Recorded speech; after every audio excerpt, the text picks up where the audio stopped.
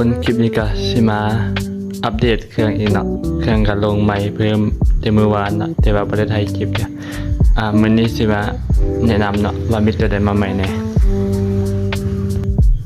เนาะมาใหม่ก็คือเนาะเกียร์บาสบิเนาะ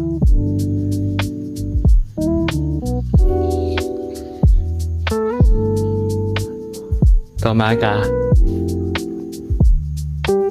พี่เนาะเส้นสีส่วนเนาะที่เขาไว้จุ่มเนี่ยนะจุ่มสีส่วนเนาะ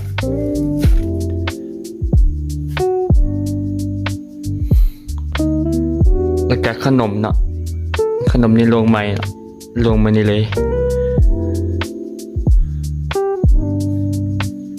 อันนี้ตัวเก่าเนาะนี่ตัวเก่าอันนี้ตัวใหม่ลงใหม่ตัวนี้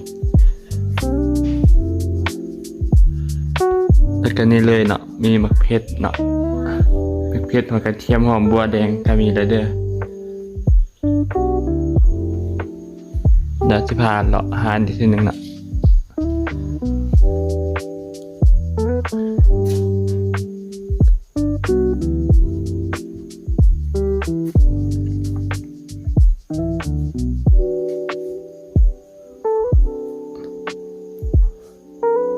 ประมาณนี้เลยเนาะ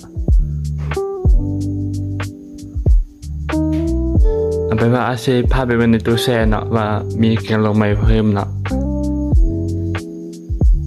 กาซิมีเนาะปีโป้เนาะนี่เนาะอันนี้อยู่ในตู้แช่เนาะให้ทายจากด้านนอกก็มีวุ้นมะพร้าวเนาะ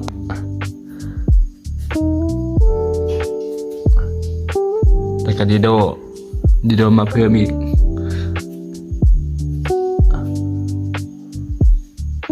โอเคใครมาคลิปนี้ก็ฝากกดหัวใจเนาะ